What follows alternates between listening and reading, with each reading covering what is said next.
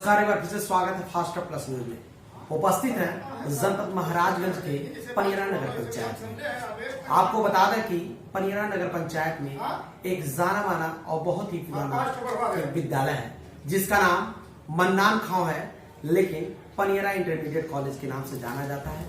जबकि नाम Paniyara intermediate college है, लेकिन प्रसिद्ध यानी कि विख्यात मन्नान खां नाम से आज भी ये पनियरा विद्यालय मौजूद है। इसकी नींव रखी गई 1972 में। चूंकि जरूरतमंद और यहाँ की आवश्यकता को देखकर, चूंकि दूर दूर विद्यालय हुआ करते थे 1972 में, ताकि यहाँ के लोग शिक्षा से वंचित न रहें, इन सभी समस्याओं को मद्देनजर रखते हुए 1972 में मन्नान खां जी ने एक सोच रखी कि यहाँ के लोग भी शिक्षित रहें और भविष्य में कुछ कर सकें और एक शिक्षा का अलग जगह। और 1972 में यह नींव डाली गई और आज पनियरा इंटरमीडिएट कॉलेज मौजूद है, जो अपने आप में इतिहास है।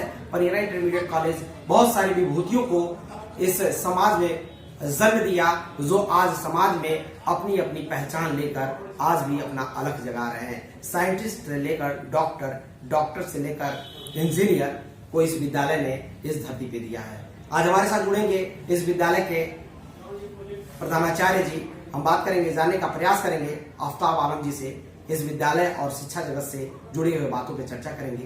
क्या कहना चाहते हैं? बहुत बहुत स्वागत सर, कैसे हैं? आपका भी बहुत बहुत स्वागत कि आप हमारे विद्यालय पर आए। मैं पनियरा इंटरमीडिएट कॉलेज पनियरा बाजार महाराजगंज, जिसको पब्लिक में आमतौर से बोलचाल की भाषा में मन्नान खां विद्यालय कहा जाता है। मन्नान खां जी मेरे स्वर्गीय पिताजी थे, जिन्होंने इस विद्यालय की स्थापना 1972 में 1990 में उनके असामयिक मौत के बाद मैंने इसको विश्वविद्यालय के प्रधानाध्यापक के रूप में कार्यभार संभाला और तभी विद्यालय जूनियर हाई स्कूल तक था।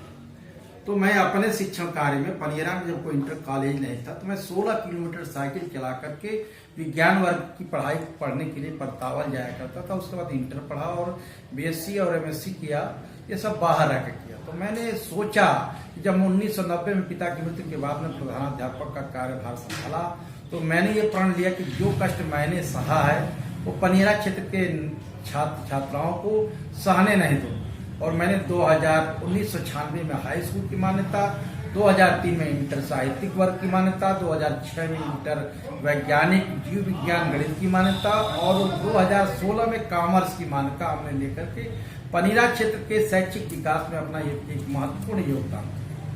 सर, बात करेंगे 1972 में एक सफर शुरू हुआ और शिक्षा को मद्देनजर रखते हुए, क्योंकि उस समय इस पनियरा क्षेत्र में कहीं विद्यालय नहीं हुआ करते थे, उस समय आपके पिताजी ने यहाँ पनियरा इंटरमीडिएट कॉलेज के नाम से एक नींव रखी। लेकिन सर, आज भी देखा जाता है कि पनियरा इंटरमीडिएट कॉलेज के नाम से बहुत कम लोग जानते हैं, लेकिन मन्नान खां नाम से इसे विख्यात है। क्या कहना चाहेंगे सर? ये हमारे लिए गौरव की बात है। 1972 से लेकर के 1990 तक मेरे पिता जो संस्थापक प्रधानाचार्य थे, उन्होंने शिक्षा के क्षेत्र में जो शुरुआती अलख जगाया। 90 से 2022 32 साल मुझे हो गया, लेकिन आज भी किसी बच्चे से पूछी कहाँ पढ़ते हो, तो यही कहता है कि मन्नान खां पर। वो कभी भी भूल से भी आफ्ताब आलम का नाम नहीं लेता है। यानी कि जितने कम समय में मेरे स्वर्गीय पिताजी ने संस्थापक प्रधानाचार्य ने अपना नाम कमाया इस क्षेत्र में, आज भी जीवंत है। और मैं अपने कार्यकाल में जब उनके नाम को जीवंत रखने के लिए, शिक्षा का अलग जगाने के लिए हर संभव प्रयास करता हूँ। शिक्षा की जितनी भी आधुनिक तकनीकियां हैं उनको मैं अपने यहाँ अप्लाई करता हूँ। उदाहरण स्वरूप आज अंग्रेजी शिक्षा के प्रति लोगों का लगाव बढ़ता जा रहा है, तो यूपी बोर्ड में भी इंग्लिश माध्यम की मान्यता अलग से ली जाती है। तो महाराजगंज जनपद का संभवतः ये दूसरा या तीसरा विद्यालय होगा जो यूपी बोर्ड से इंटरमीडिएट स्तर तक इंग्लिश मीडियम की मान्यता मिली है। और इस साल हमने कक्षा 9 और 11 में इंग्लिश मीडियम में प्रवेश भी लिया था। इस अगले शैक्षिक सत्र में यानी 1 अप्रैल से जो सत्र शुरू होगा, उसमें हम 1 से 5, 9, 10, 11, 12 सभी कक्षाओं में अंग्रेजी माध्यम की शिक्षा शुरू करने जा रहे हैं। सर, हम बात करेंगे, आपके पिताजी ने एक सोच रख के इस विद्यालय की नींव रखी और उस समय उन्होंने अलग भी जगाया कि यहाँ के लोग जो शिक्षा से वंचित रह जाते थे, उन्हें शिक्षा सरलता से मिल सके और जीवन में वो कुछ भविष्य में कुछ कर सके, समाज के लिए और देश के लिए कुछ कर सकें।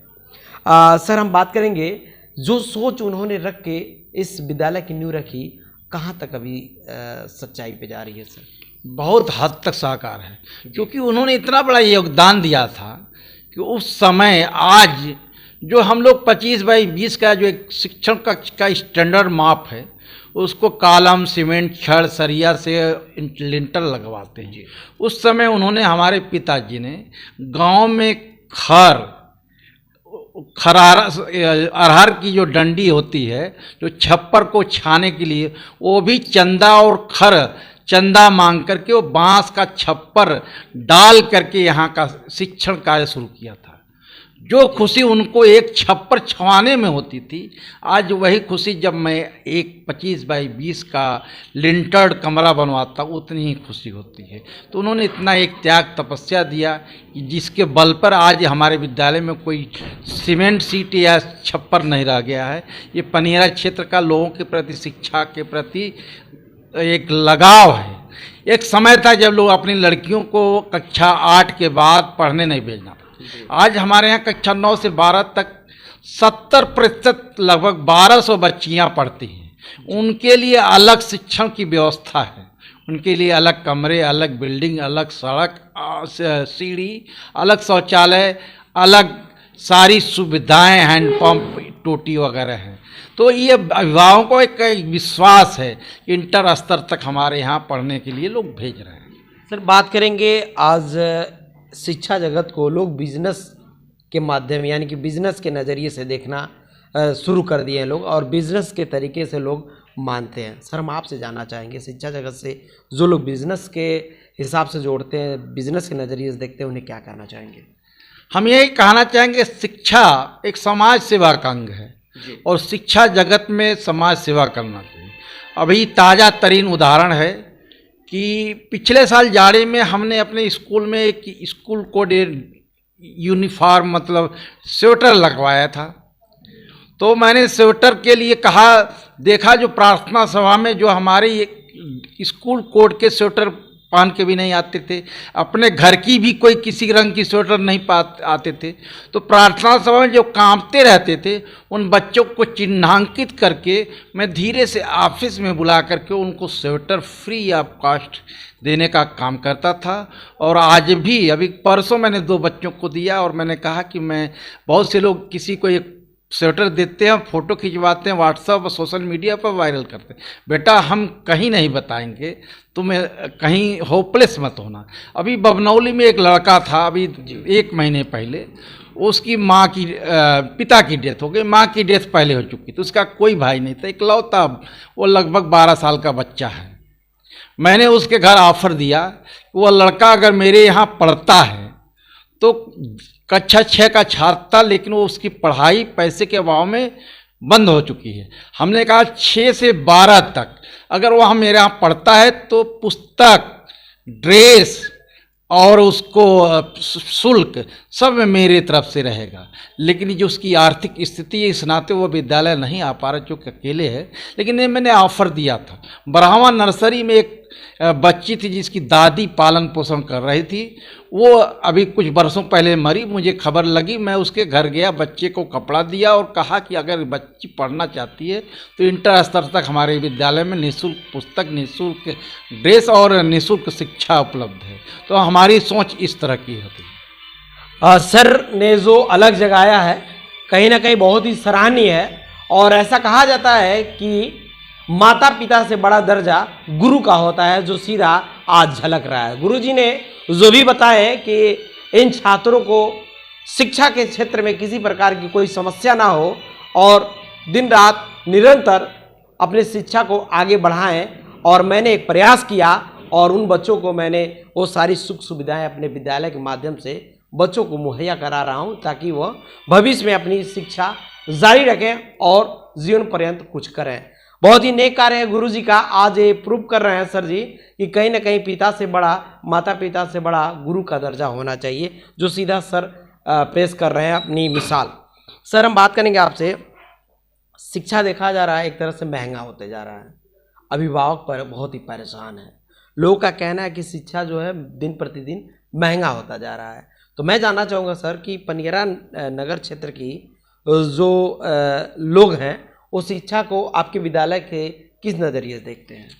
हमारे विद्यालय को लोग यही जानते हैं कि ये व्यवसाय नहीं बल्कि एक समाज सेवा कर रहे हैं। जो सुविधाएं मैं दे रखा हूं वो 1,000-1,500 रुपये प्रति माह शुल्क लेने वाले नहीं दे पाते। मेरे यहाँ न्यूनतम शुल्क ये 100 रुपये से लेकर के अधिकतम 360 रुपये तक है इंटर स्तर तक, जो कि बहुत सामान्य है। और मेरे यहाँ 24 मतलब पूरे शिक्षण कार्य में सुबह से लेकर शाम तक, गर्मी के मौसम में अगर लाइट नहीं रहती है तो जनरेटर के माध्यम से पंखे चलवाने का काम करता हूँ। बरसात के मौसम में जब कड़ी उमस होती है, बच्चे अनुपस्थित इसलिए नहीं होते हैं कि घर रहेंगे, बिजली कटौती में हमको पसीने से तर होना पड़ेगा। स्कूल में कम से कम 6 घंटा हमको पंखे के नीचे रहना पड़ेगा। और मेरा प्रयास है कि आने वाले दिनों में विद्यालय में मैं वो वाटर कूलिंग फ्रीजर लगवाने का काम करूंगा, ताकि बच्चे ठंडा पानी, शुद्ध पेयजल, वैसे शुद्ध पेयजल की व्यवस्था हमारे यहाँ तो है लेकिन ठंडा फ्रीजर का नहीं है, वो अभी व्यवस्था आने वाले समय में मैं करने वाला हूँ। तो और बच्चे जान जाएं कि मन्नान खां यानी कि पनियरा इंटरमीडिएट कॉलेज में बहुत सारी सुविधाएं बढ़ने जा रही है। सर, ऐसा देखा गया, सुना भी गया है कि पनियरा इंटरमीडिएट कॉलेज यानी मन्नान खां इंटरमीडिएट कॉलेज इतिहास रचा है, यानी कि यहाँ से विद्यालय से बहुत सारे बच्चे साइंटिस्ट भी हुए हैं और इंजीनियरिंग क्षेत्र में भी गए हैं। हम आपसे जानना चाहेंगे सच्चाई क्या है सर? आप कहीं दूर ना जाइए, पनियरा उपनगर में डॉक्टर एसराज के लड़के विवेक राज जी हैं, वो मेरे पढ़ाए हुए स्टूडेंट हैं और आज ये बहुत बढ़िया स्वास्थ्य के क्षेत्र में सुविधा दे रहे हैं। राजकीय उच्चतर माध्यमिक विद्यालय अराजी जगपुर के प्रधानाचार्य आज़ाद प्रजापति हैं, जो हमारे पढ़ाए हुए शिष्य हैं और एक राजकीय उच्चतर माध्यमिक विद्यालय में प्रिंसिपल के रूप में है। लेकिन ये है कि हम लोगों ने जो शिष्टाचार सिखाया आज वह हमसे ऊंचे पद पर है, राजकीय इंटर कॉलेज के प्रिंसिपल के पद पर, लेकिन जब भी मिलता है तो पैर छू के प्रणाम करता है। ये शिष्टाचार है। और हमारा पढ़ाया हुआ एक बच्चा अभी साइंटिस्ट हुआ है, अभी अगस्त के महीने में मैंने उसको सम्मानित किया है। ऐसे बहुत सी तमाम विभूतियाँ हैं और आने वाले समय में मैं चिन्हांकित करके पुरातन छात्र सम्मेलन करके उनको सम्मानित भी करने का काम करूँगा। सर, शिक्षा जगत से हम आपसे जानना चाहेंगे कि अपने इस मन्नान खां विद्यालय को किस ऊंचाई तक ले जाने की प्लानिंग है? अब हमने जितना हद तक हमने जो कुछ भी मान्यता लेना था वो सब ले लिया है। किसी विषय की मान्यता कृषि को छोड़ करके रह नहीं गई, सारी विषयों की मान्यता है। अब चूँकि इस सरकार में विगत 7 वर्षों से नकल विहीन परीक्षा हो रही है, कहीं भी नकल होने की कोई गुंजाइश नहीं है, तो ऐसी स्थिति में प्रतिभावान छात्र की ही उभर के सामने आएंगे। तो ये प्रतिभाएं उभरें, वो अपना प्रदर्शन करें। इसके लिए मैंने अपने विद्यालय में निःशुल्क कोचिंग की व्यवस्था किया है। कक्षा 10 और 12 अभी प्रथम चरण में हम उनको निःशुल्क कोचिंग दे रहे हैं, विद्यालय के समय के बाद और पहले। बच्चों से 1 रुपया भी नहीं ले रहे हैं। जो टीचर पढ़ा रहे हैं हम उनको विद्यालय के स्रोत से प्रति घंटे के हिसाब से अतिरिक्त उनको हम एक प्रोत्साहन धनराशि, उनके कोचिंग का पैसा तो मैं नहीं दे सकता क्योंकि कोचिंग का दर कोई भी 250, 300, 400, 500 से कम नहीं लेता, लेकिन हम उतना तो नहीं, लेकिन ये है कि एक सम्मानजनक उनको प्रोत्साहन धनराशि देंगे जिसका प्रत्यक्ष परोक्ष लाभ उस शिक्षक को मिलेगा, हमारे विद्यालय को भी मिलेगा और मेरे पिता संस्थापक प्रधानाचार्य जो थे उनकी आत्मा को भी संतुष्टि मिलेगी। ये शिक्षा का अलख पनियरा में जग रहा है। धन्यवाद सर। ये शिक्षा के क्षेत्र में जो अलग सर ने जगाया है एक्स्ट्रा क्लासेस, कहीं ना कहीं छात्रों को जानकारी हो जानी चाहिए कि मन्नान खां इंटरमीडिएट कॉलेज में एक्स्ट्रा क्लासेस भी। सर, हम बात करेंगे शिक्षा जगत की, बात हो गई। एक नगर पंचायत पनियरा से आप बिलोंग करते हैं, आपका विद्यालय नगर पंचायत में है। सर, हम आपसे बात करेंगे, सामने चुनाव है, आप नगर पंचायत पनियरा के विकास को किस नज़रिए से देखते हैं? सर, मैं तो देखा कि हमारे क्षेत्रीय विधायक माननीय ज्ञानेंद्र सिंह जी और ये क्षेत्रीय सांसद पंकज चौधरी जी भारत सरकार के केंद्रीय वित्त राज्य मंत्री, इनके दोनों लोगों के संयुक्त प्रयास से माननीय योगी जी मुख्यमंत्री जी के कार्यकाल में पनियरा को नगर पंचायत का दर्जा अभी जल्द ही मिला है और बहुत अल्प समय में यहाँ ऐतिहासिक विकास हुआ है। जैसे नहर चौराहे के पास महात्मा गांधी पार्क को देख लीजिए, अभी ये अंत्येष्टि स्थल टेमर नाले के पास जो पुल, जहाँ इतनी गंदगी होती थी कि नाक से सांस लेना क्या दुर्लभ होता था, वहाँ आज जाकर के लोग सेल्फी ले रहे हैं। वहाँ ओपन जिम खुल गया है, लोग वहाँ अपना सुबह शाम टहल रहे हैं। ये ऐतिहासिक कस्बे में जो रात में जब सोलर लाइट लगती तो लगता है कि हम गोल घर की सड़कों पर हैं, तो इससे बड़ी प्रसन्नता होती है। और पनियरा के लिए एक और मांग रह गई है, जिसको हम माननीय सांसद जी, माननीय विधायक जी का भी ध्यान आकृष्ट कराना चाहते हैं कि बहुत पुरानी मांग है पनियरा को तहसील बनाने की। और पिछले चुनाव में उन्होंने वादा भी किया था कि ये तहसील बनने का मामला अटका इसलिए पनियरा वाले अलग मांग कर रहे हैं और परताल वाले अलग मांग कर रहे हैं। होनी तहसील एक ही है, तो तहसील बनेगी पनियरा के नाम पर, उसका मुख्यालय होगा पनियरा और परताल के नाम पर। तो पनियरा की जनता वर्तमान विधायक ज्ञानेंद्र सिंह जी और क्षेत्रीय सांसद पंकज चौधरी से एक आशा भरी निगाहें लगा के देख रही कि कब पनियरा को तहसील की घोषणा हो। और सर बात करेंगे, चूंकि आप वरिष्ठ पत्रकार हैं और पत्रकारिता के दृष्टि से हम आपसे जानना चाहेंगे सर, अभी जो चुनाव की जो आरक्षण घोषित होना है वो लंबित होती जा रही है। हम आपके अनुसार जानना चाहेंगे सर, क्या पंचायत यानी कि नगर निकाय का चुनाव इसमें हो जाना चाहिए या फिर डिले हो रहा है तो कितने समय लेके जाएगा?